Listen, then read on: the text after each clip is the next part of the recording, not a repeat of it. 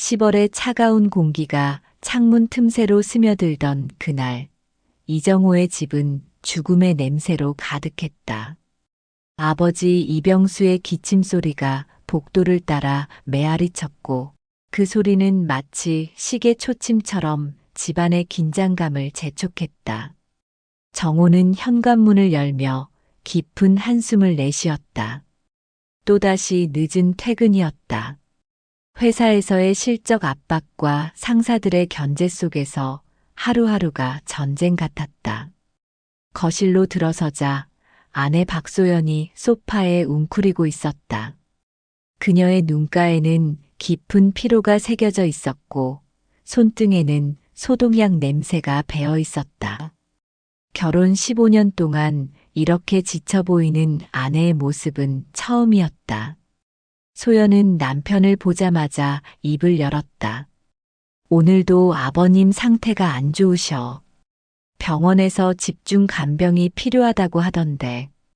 우리 둘이서는 한계가 있어.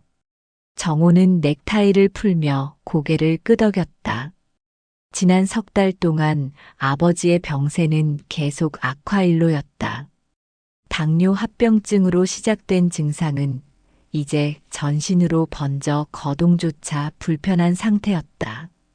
낮에는 소연이 학교에서 돌아와 간병을 하고 밤에는 정호가 교대로 돌봤지만 둘 다 한계에 달해 있었다. 간병인을 구해야겠어. 정호의 목소리에는 체념이 섞여 있었다. 소연이 이미 준비했다는 듯 책상에서 몇 장의 이력서를 꺼냈다. 이미 알아봤어. 이 사람이 제일 경력이 좋다던데. 그녀가 가리킨 이력서의 사진 속 여성은 30대 중반으로 보였다. 김선아.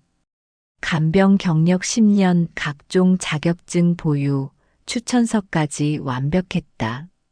내일 면접 보자고 연락해뒀어. 급하니까 바로 시작할 수 있다고 하더라. 다음 날 오후 김선아가 집을 찾았다. 정호가 회사에서 일찍 나와 아내와 함께 그녀를 맞았다. 첫인상은 나무랄 데 없었다. 단정한 복장에 따뜻한 미소, 그리고 차분하고 신뢰감 있는 말투. 그녀는 병실로 들어가 이병수를 살펴보며 전문적인 지식을 보여줬다. 어르신, 많이 편찮으시죠? 제가 정성껏 돌봐드릴게요. 선아의 목소리에는 진심 어린 따뜻함이 묻어났다. 이병수는 그녀의 손길에 안도하는 듯한 표정을 지었다. 면접이 끝난 후 부부는 선아에게 일을 맡기기로 했다. 그녀는 다음 날부터 출근하겠다며 환한 미소로 인사했다. 김선아가 일을 시작한 지 일주일이 지났다. 그녀는 정말로 완벽한 간병인이었다.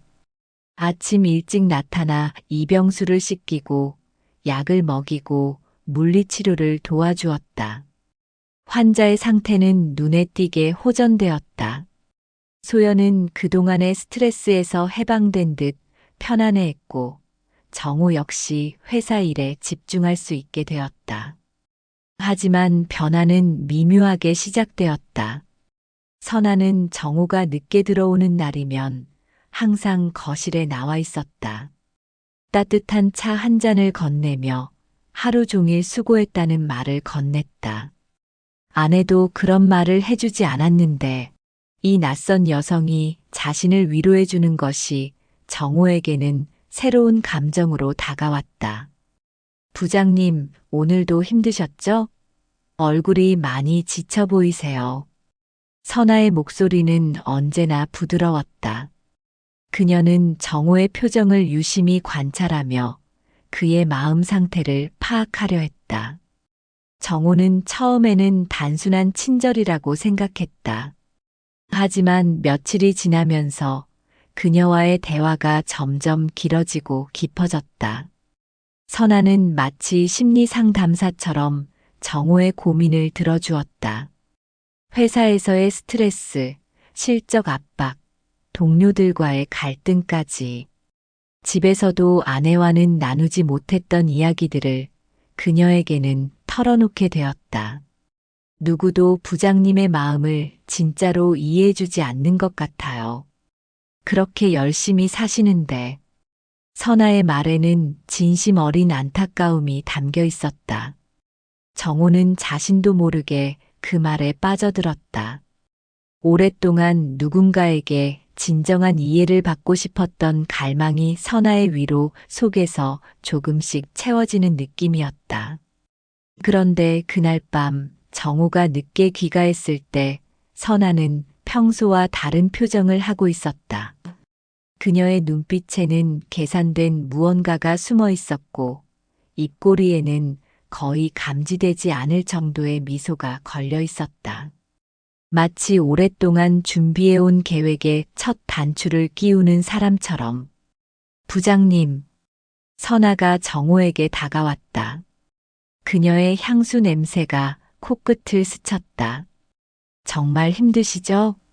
모든 걸 혼자 감당하시느라. 그 순간 정호는 알 수 없는 위험한 끌림을 느꼈다. 그것은 단순한 동정심이나 친근함을 넘어선 더 깊고 어두운 감정이었다. 선아의 눈빛 속에서 자신과 같은 외로움과 절망을 발견한 것 같았다. 아니, 그렇게 믿고 싶었다. 집안의 공기가 미묘하게 변하기 시작했다. 겉으로는 평온해 보였지만 보이지 않는 곳에서 어떤 거대한 톱니바퀴가 돌기 시작한 것처럼 김선아라는 여성이 이 집에 가져온 것은 단순한 도움이 아니었다. 그것은 파멸로 이끄는 달콤한 유혹의 시작이었다. 김선아가 이정호의 집에 온 지 보름이 지났다. 그녀는 이제 이 집의 일상에 완전히 스며들어 있었다. 아침 일찍부터 밤늦게까지 마치 가족의 일원처럼 자연스럽게 움직였다. 이병수는 그녀를 친딸처럼 여겼고 소연 역시 선아에게 전적으로 의존하고 있었다. 하지만 정호만은 달랐다. 그는 선아 주변에서 맴도는 묘한 긴장감을 감지하고 있었다. 그날도 정호는 야근을 마치고 집에 돌아왔다. 시계는 밤 11시를 가리키고 있었다. 거실은 어둠에 잠겨 있었고 오직 복도 끝 아버지 방에서만 희미한 불빛이 새어나왔다. 정호는 가방을 소파에 내려놓고 넥타이를 풀었다. 그때 뒤에서 발소리가 들렸다. 부장님, 오늘도 늦으셨네요. 선아의 목소리였다. 그녀는 어둠 속에서 나타나 거실 조명을 켰다. 환한 빛이 공간을 채우자 선아의 모습이 또렷해졌다. 그녀는 여전히 단정한 간병복을 입고 있었지만 어딘지 모르게 평소보다 더 세심하게 화장을 한 듯 보였다. 아버님은 주무셨어요. 오늘 컨디션이 많이 좋아지셨어요. 선아가 부드럽게 말했다. 그녀는 정호의 가방 곁으로 다가와 의자를 빼어 앉으라는 손짓을 했다. 차라도 한 잔 드시죠. 피곤해 보이세요. 정호는 고개를 끄덕이며 앉았다.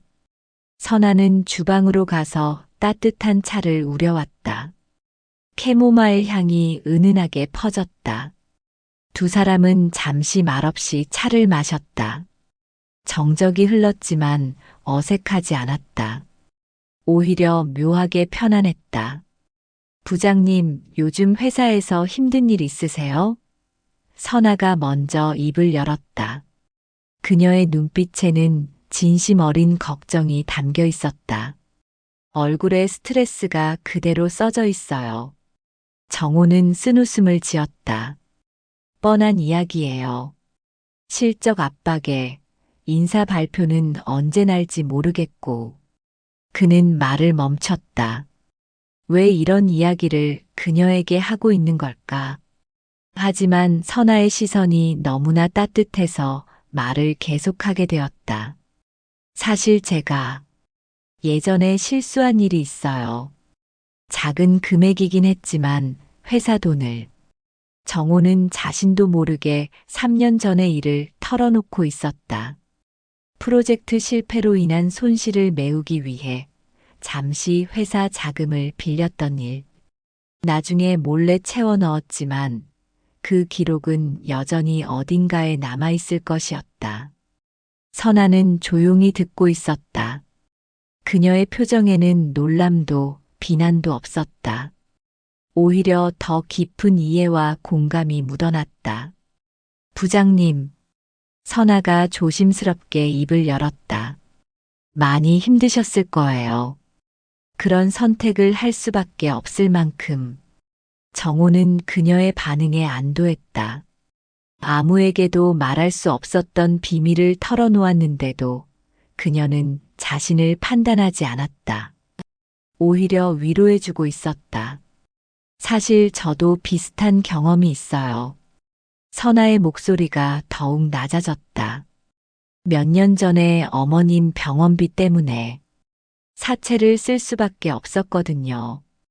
그때 정말 절망적이었어요. 사람들이 저를 어떻게 이용했는지. 그녀의 눈가에 눈물이 맺혔다. 정호는 자신도 모르게 그녀의 손에 손을 올렸다.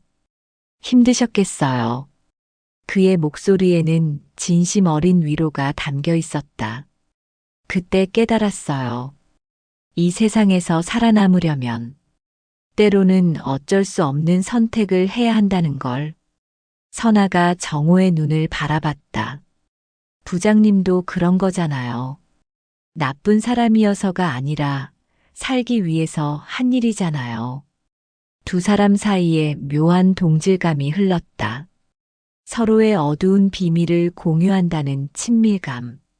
정호는 처음으로 자신을 완전히 이해해주는 사람을 만난 것 같은 느낌을 받았다. 아내에게도 말하지 못했던 이야기를 이 여성은 전혀 다른 시각으로 받아들여 주었다. 하지만 그 순간 정호는 선아의 눈빛에서 순간적으로 스쳐 지나가는 다른 감정을 포착했다. 그것은 동정이나 이해가 아니었다. 마치 사냥꾼이 덫에 걸린 먹잇감을 바라보는 듯한 차갑고 계산적인 만족감이었다. 하지만 그것은 너무나 빠르게 지나갔고 곧바로 따뜻한 미소로 대체되었다. 이런 이야기는 아무에게도 하면 안 되는 거죠? 선아가 부드럽게 물었다. 그 말에는 당연한 전제가 깔려 있었다. 서로의 비밀을 지켜주자는. 정호는 고개를 끄덕였다. 당연히요. 저도 선아 씨 이야기 절대 안 할게요. 그 순간부터 두 사람 사이에는 보이지 않는 고리가 만들어졌다. 비밀을 공유하는 공범 의식. 며칠 후 정호는 회사에서 급작스럽게 내부 감사 소식을 들었다. 과거의 회계 기록들을 재점검한다는 것이었다. 그의 가슴이 쿵쾅거리기 시작했다. 3년 전의 일이 드러날 수도 있다는 불안감이 엄습했다. 그날 밤 집에 돌아온 정호는 평소보다 더욱 초조해 보였다. 선아는 그의 상태를 금세 눈치챘다. 무슨 일 있으세요? 그녀의 목소리에는 걱정이 묻어났다. 정호는 회사에서 들은 소식을 털어놓았다. 선아는 조용히 들은 후 그의 어깨에 손을 올렸다. 걱정하지 마세요. 설마 그런 오래된 일까지 문제 삼지는 않을 거예요. 하지만 그녀의 눈빛에는 다른 생각이 스쳐 지나갔다. 그래도 불안하네요. 정호가 한숨을 쉬었다. 제가 도와드릴 수 있는 일이 있으면 언제든 말씀하세요. 선아의 말에는 확신이 담겨 있었다. 우리는 이제 같은 배를 탄 사람들이잖아요. 그 말을 들으며 정호는 묘한 안도감과 동시에 설명할 수 없는 불안감을 느꼈다.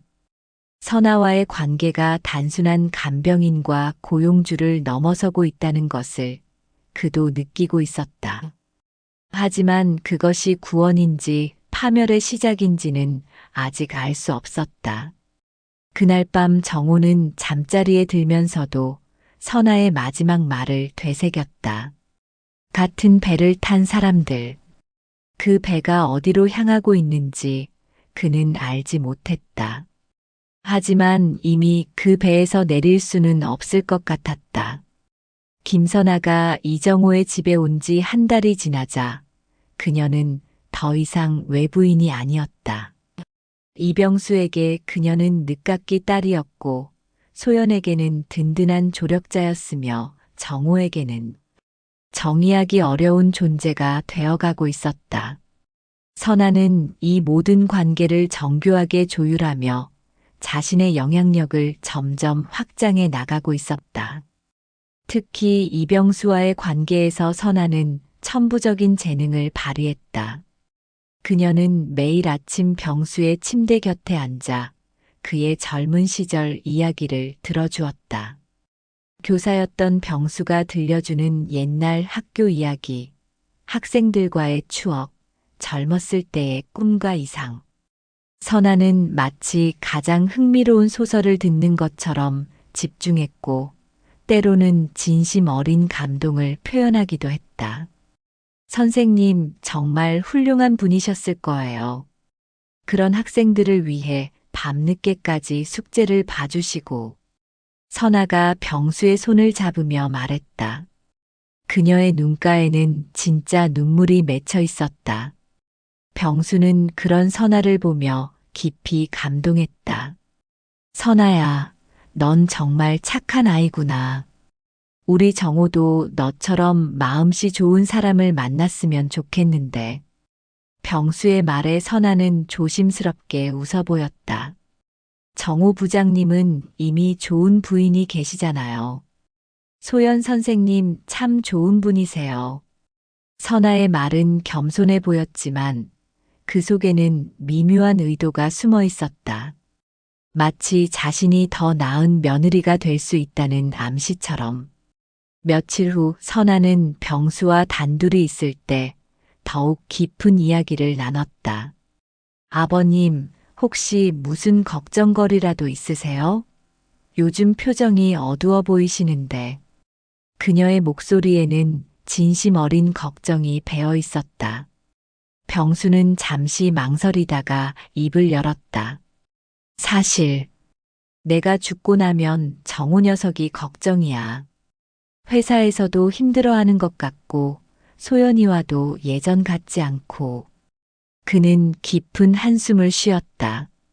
이 집도 마저 팔아야 할지 모르겠어. 병원비만 해도 만만치 않은데. 선아는 조용히 듣고 있다가 병수의 손을 꼭 잡았다. 아버님, 그런 걱정 마세요. 정호 부장님은 분명히 잘 해내실 거예요. 그리고 그녀는 잠시 망설이는 척했다. 제가 있잖아요. 아버님을 친아버지처럼 모시고 있는데 혼자 두고 갈 리가 있겠어요. 병수의 눈에 눈물이 맺혔다. 선아야, 고맙구나. 정말 고마워. 그는 선아를 친딸처럼 여기며 더욱 깊은 이야기를 털어놓기 시작했다. 집 문서가 어디에 있는지, 통장 비밀번호는 무엇인지, 심지어 소연도 모르는 비상금이 어디에 숨겨져 있는지까지. 이런 이야기는 정호에게도 말 안 했어. 걔가 부담스러워 할까봐. 병수가 속삭였다. 선아는 고개를 끄덕이며 그의 비밀들을 하나하나 기억해 두었다. 마치 보물지도를 외우는 것처럼 정확하고 치밀하게. 그런데 며칠 후 정호는 아버지와 선아가 나누는 대화를 우연히 엿듣게 되었다. 복도를 지나가다 아버지 방문 틈으로 새어나오는 목소리를 들었던 것이다. 선아야, 넌 우리 정호보다 나를 더 잘 이해해 주는구나. 정말 고마워. 병수의 목소리에는 깊은 애정이 묻어났다.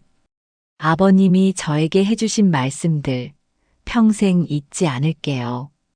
정호 부장님보다 제가 더 잘 모셔드릴 수 있어요.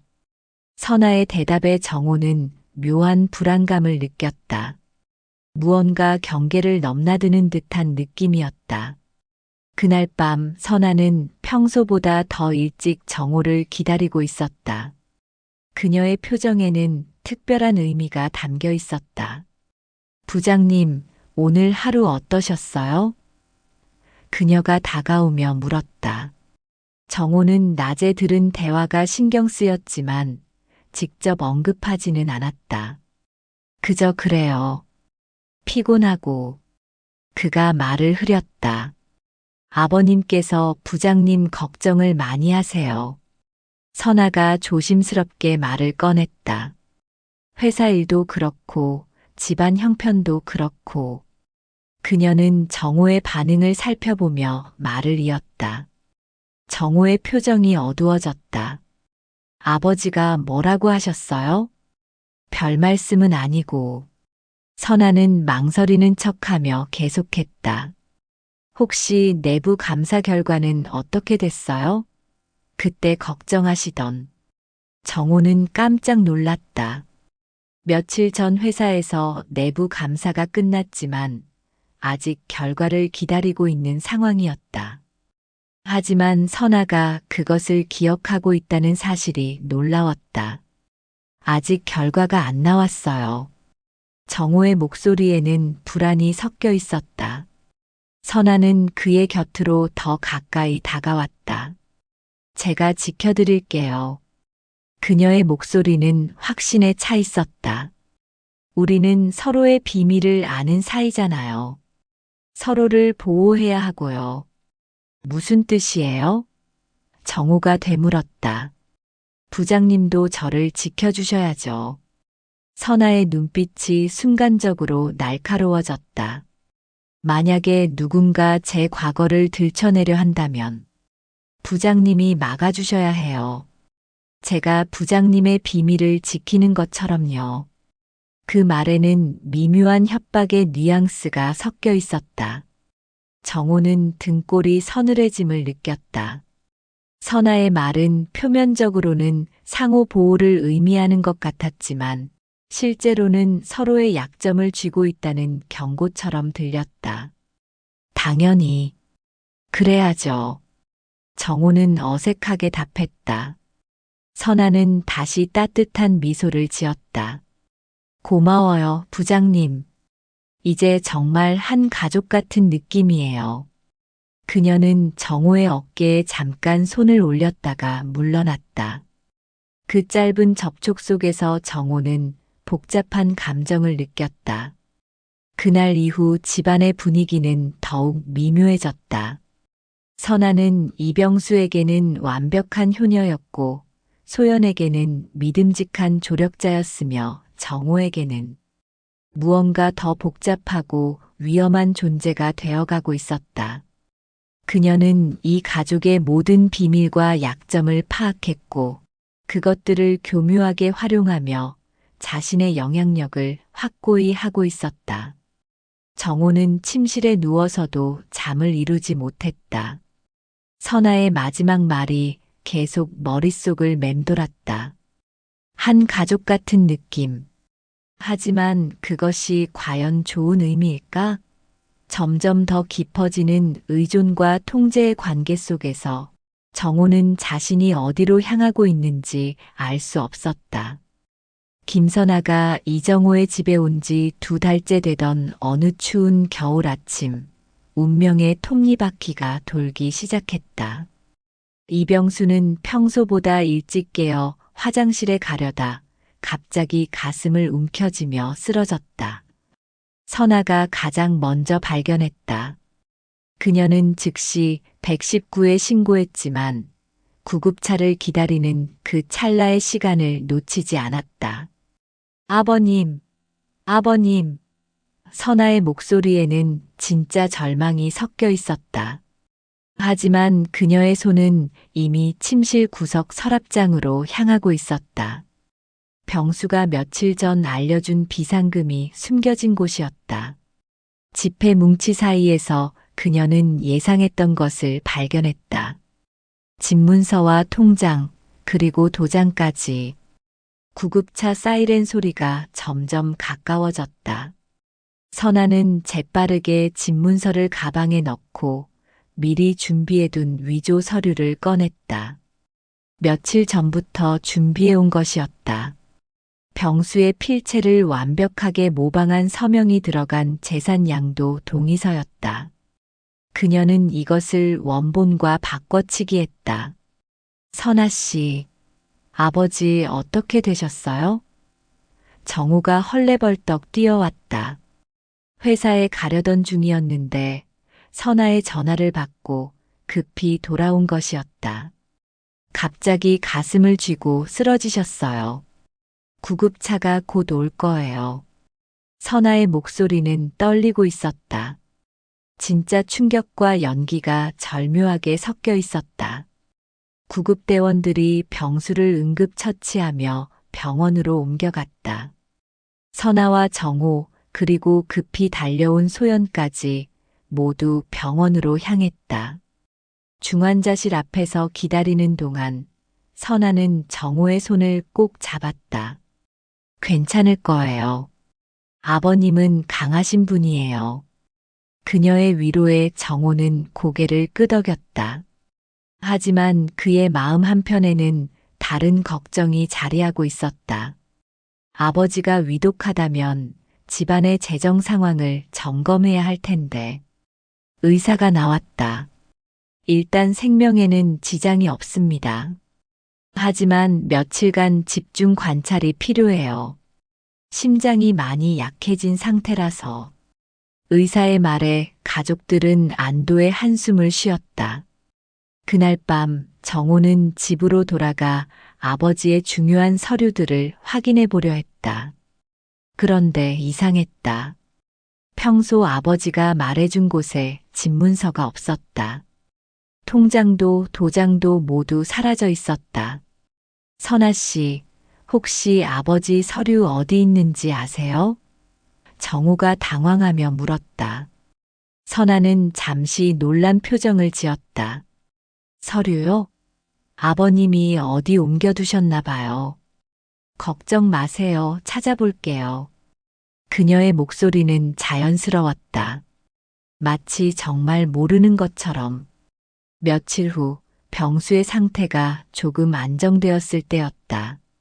선아는 병실에서 혼자 있는 병수에게 다가갔다. 아버님, 기분이 좀 어때세요? 그녀의 목소리는 여전히 따뜻했다. 선아야, 고맙다. 네가 아니었으면. 병수는 힘없는 목소리로 말했다. 선아는 그의 손을 잡으며 속삭였다.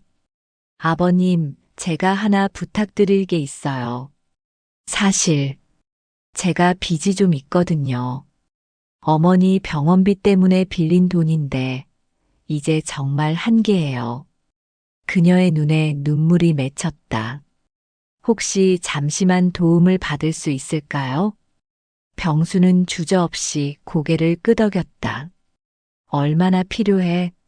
내가 도와줄 수 있는 건 다 해줄게.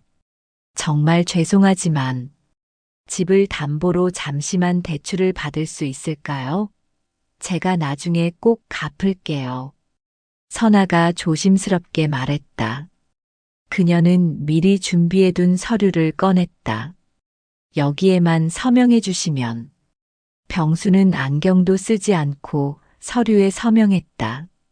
선아를 친딸처럼 믿고 있었고 지금의 그의 상태로는 서류의 내용을 자세히 확인할 여력도 없었다.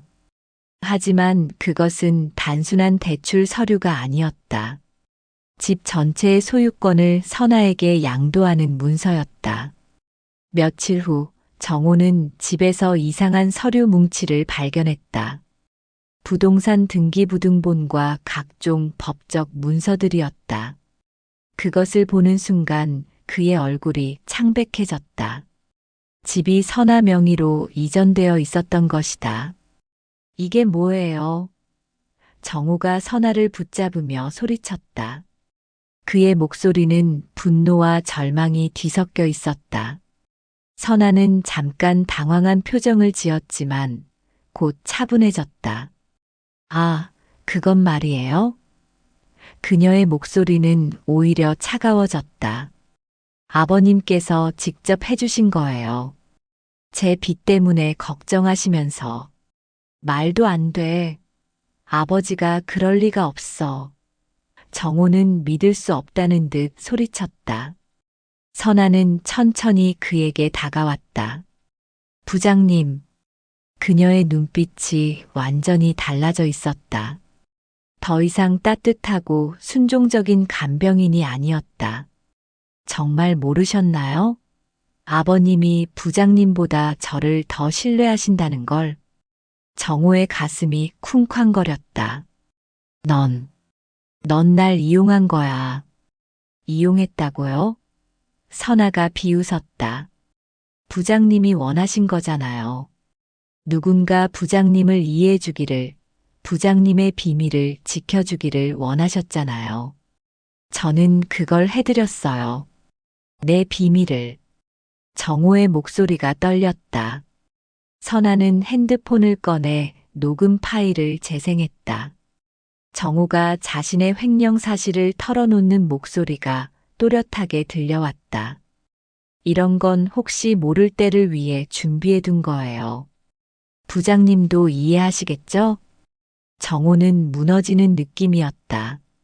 모든 것이 계획되어 있었던 것이다. 그의 외로움도, 그녀의 위로도, 서로의 비밀 공유도 모두 이 순간을 위한 것이었다. 당신은 제가 필요했고, 전 당신의 약점이 필요했죠. 선아의 목소리는 차갑게 식어 있었다. 그리고 아버님은 너무 순진하셨어요. 그날 밤 선아는 흔적도 없이 사라졌다. 그녀가 남긴 것은 파괴된 가정과 절망에 빠진 남자, 그리고 병원 침대에서 진실을 모른 채 딸 같은 간병인을 그리워하는 노인뿐이었다. 정호는 빈집에서 혼자 앉아 자신이 얼마나 어리석었는지 깨닫고 있었다. 하지만 이미 모든 것이 너무 늦어버렸다. 김선아가 사라진 지 3일이 지났다. 이정호는 마치 악몽에서 깨어나지 못하는 사람처럼 멍하니 빈집을 배회했다. 아버지는 여전히 병원에 입원해 있었고 아내 소연은 학교와 병원을 오가며 지쳐 있었다. 하지만 정호는 아무것도 말할 수 없었다. 어떻게 설명해야 할까? 간병인에게 속아 집을 빼앗겼다고, 그녀와 부적절한 관계에 있었다고. 병원에서 돌아온 소연의 표정은 어느 때보다 어두웠다. 선아 씨가 갑자기 사라졌다는데 도대체 무슨 일이에요? 그녀의 목소리에는 의심이 묻어났다. 아버님이 계속 선아 씨를 찾으세요. 왜 인사도 없이 떠났냐고. 정호는 대답할 수 없었다. 그는 단지 고개를 떨구고 있을 뿐이었다. 소연은 남편의 이상한 반응을 눈치챘다. 지난 몇 달간 남편에게서 느꼈던 미묘한 변화, 선아와 나눈 시선들, 그리고 밤늦은 대화들이 하나씩 떠올랐다. 당신, 혹시 선아 씨와 소연의 목소리가 떨렸다. 뭔가 있었던 거예요? 정호는 여전히 침묵했다. 하지만 그의 침묵 자체가 답이었다. 소연은 남편의 얼굴에서 죄책감과 절망을 읽을 수 있었다.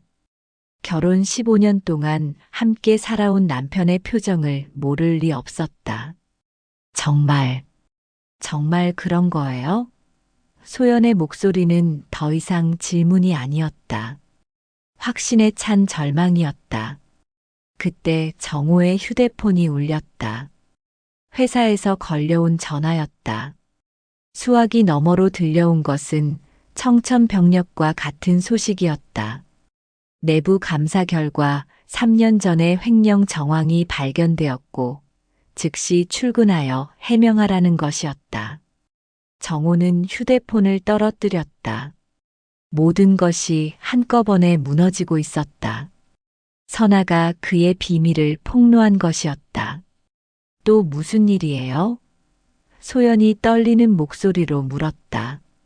정호는 마침내 모든 것을 털어놓을 수밖에 없었다.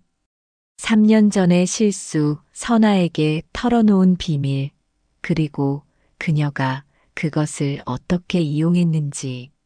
말하는 동안 그의 목소리는 점점 작아졌고 소연의 얼굴은 점점 차가워졌다. 집도 넘어갔어. 정호의 마지막 고백에 소연은 완전히 무너졌다. 그녀는 소파에 주저앉으며 허탈하게 웃었다. 그동안 당신이 왜 그렇게 행동했는지 알겠네요. 선아 씨와 소연은 더 이상 말을 이어가지 못했다. 배신감과 분노, 그리고 깊은 상처가 그녀의 가슴을 짓눌렀다. 다음 날 정호는 회사에서 징계위원회에 참석했다. 예상했던 대로 3년 전의 자금 유용 사실이 정확하게 제보되어 있었다. 심지어 그 당시의 자세한 상황까지 기록되어 있었다. 선아가 그에게서 드러낸 모든 정보였다. 이정호 부장, 이에 대해 할 말이 있습니까? 인사 담당 임원의 차가운 목소리가 회의실을 가득 메웠다. 정호는 아무 말도 할 수 없었다. 변명의 여지가 없었다. 그는 즉시 해고 통보를 받았고 형사 고발도 검토하겠다는 경고를 들었다. 집으로 돌아온 정호를 기다리고 있는 것은 소연이 싸놓은 가방들이었다. 그녀는 남편을 보자마자 차갑게 말했다. 이혼해요. 소연의 목소리에는 더 이상 감정이 남아있지 않았다. 다행히 아이가 없어서 깔끔하게 정리할 수 있겠네요. 정호는 무릎을 꿇고 사정했다. 소연아, 미안해. 정말 미안해. 다시 한 번만. 됐어요. 소연이 그의 말을 막았다. 이미 변호사와 상담했어요. 재산이야 어차피 남은 게 없으니까. 그냥 각자의 길을 가요. 이제 더 이상 참을 수 없어요. 며칠 후 병수가 세상을 떠났다. 심장이 더 이상 버티지 못한 것이었다. 마지막 순간까지 그는 선아를 찾았다. 선아는 어디 갔지? 그의 마지막 말이었다. 병수는 끝까지 선아가 자신을 배신했다는 사실을 알지 못했다. 장례식장은 을씨년스러웠다. 친척들과 지인들이 와서 조문했지만 이들도 이미 정호의 상황을 소문으로 들었던 터였다. 수군거리는 시선들과 의미심장한 표정들이 정호를 짓눌렀다. 소연은 장례식 내내 남편과 말 한마디 나누지 않았다.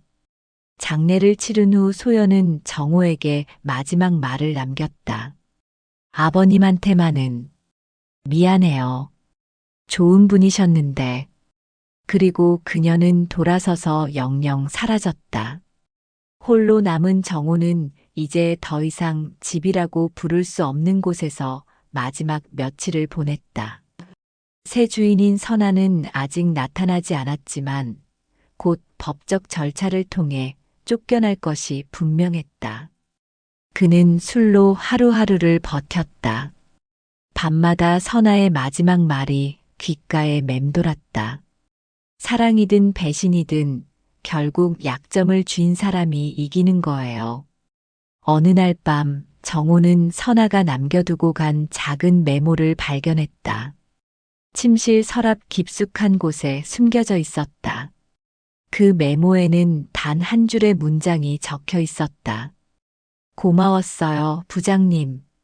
당신 덕분에 새로운 시작을 할 수 있게 됐네요. 정호는 그 메모를 보며 미친 듯이 웃었다. 웃다가 울고 울다가 또 웃었다. 그의 웃음소리는 빈집에 메아리 쳤고 그 소리는 점점 광기에 가까워졌다. 마침내 그는 바닥에 쓰러져 정신을 잃었다. 사흘 후 정호는 한강변에 주차된 자신의 차 안에서 시신으로 발견되었다. 부검 결과 급성 알코올 중독이 사인이었다. 그의 얼굴에는 후회와 공포, 그리고 설명할 수 없는 절망이 그대로 굳어 있었다. 김선아는 그때 이미 해외에 있었다. 새로운 신분으로, 새로운 이름으로 다른 나라에서 새로운 삶을 시작하고 있었다. 그녀에게 이정호라는 남자는 이미 과거의 일이었다. 그저 성공적인 사냥의 기억 중 하나일 뿐이었다. 이정호의 장례식에는 소연만이 와서 마지막 인사를 했다. 그녀는 관 앞에 서서 조용히 말했다. 이제 편히 쉬세요. 그 말에는 원망보다는 깊은 슬픔이 담겨 있었다. 한때는 사랑했던 남자의, 그리고 한 가정의 비참한 종말이었다. 오늘의 이야기가 즐거우셨다면 구독과 좋아요 부탁드립니다.